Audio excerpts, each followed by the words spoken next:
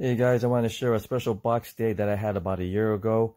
This is something that I wanted for about 20 years. The first time I saw this, I just wanted it, but at the time I just couldn't get it. But here are the two boxes that they arrived in. The first box that's open is the Godzilla himself. It's the '89 Kaiyodo. Here's a little quick sneak peek before I take him out and bring him upstairs and all that into the display room. But there he is. You see his head. He's looking awesome, and he was packed like crazy, so he arrived safely so far in this video portion. So I'm very excited to drag him upstairs and show you how he looks.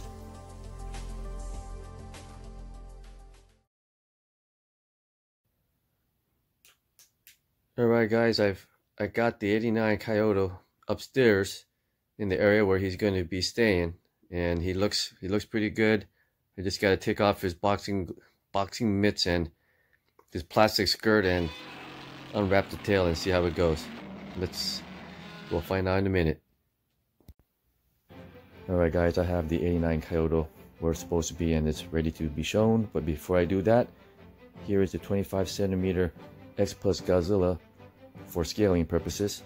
And you can see he's just a tiny guy, but this one actually goes well with the Biollante figure from that movie, Godzilla vs. Biollante. And when I got this guy, I thought he looked great. Great detail, nice paint, and to me, a very accurate sculpt, and quite decent, and probably not talked about enough. And the next figure for comparison is the 30cm '89 Godzilla, and it's the Rick version light up. And this light up is pretty decent, but it shows a little bit of white, but it's decent. It's a nice scope, and these two scopes are very different, so it's like two different figures almost. But it does have a good likeness to the '89 Godzilla from that movie. Next up is, I'm gonna go ahead and go to the big boy here. Here is the tail of the '89 Kaiyodo, and as you can see, it is just massive compared. I mean, you can compare it with the shelves. This guy is huge. But a little backstory to this '89 Kaiyodo, which is a model kit, a built-up model kit. It was I saw this available in one of the groups, or a couple of groups. Someone was selling it from New York area, and I contacted him, and we talked, and we worked out an arrangement that we could have this sent over to one of our favorite kaiju, painter, sculptor guys, Mark Seng Yang.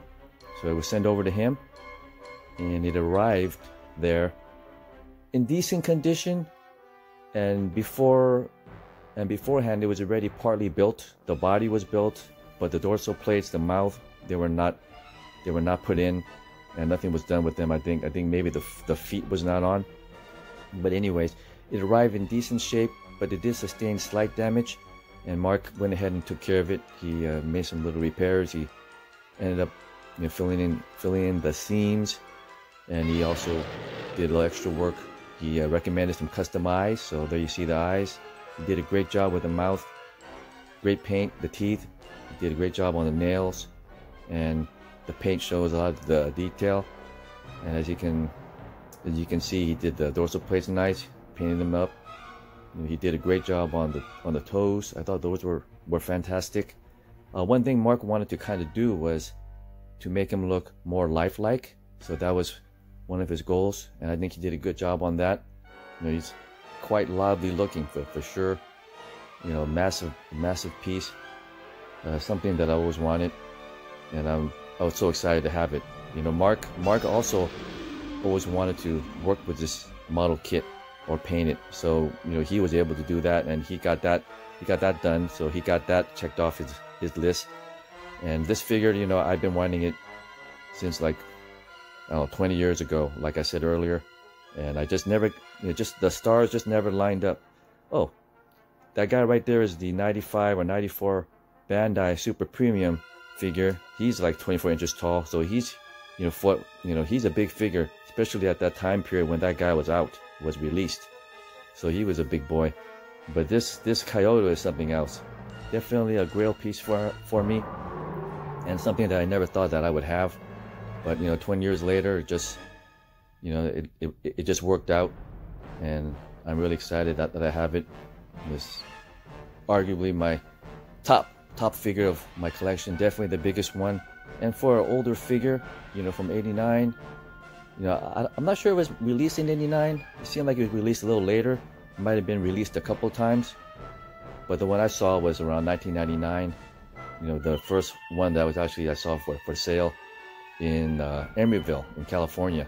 It was actually I actually almost bought it, but it had damage, so I ended up not getting it. And fast forward to end of 2019, beginning of 2020, you know, it finally arrived. You know, I finally got it done and sent to my house, and it arrived safely. And you know, I guess it was just fate. So anyways, I hope you guys like this quick little review, unboxing and review. Definitely one of the Grail pieces that I have in my collection. And for an older figure model kit, it has great detail. You know, I am not disappointed by it. I don't know how much better it could look. It's a Sakai as well. So anyway, thanks for watching, and stay tuned for more videos. You know, this is my first video that I took about a year ago. So thanks for watching. Have a great new year, and stay tuned for more videos. Take care. Bye-bye.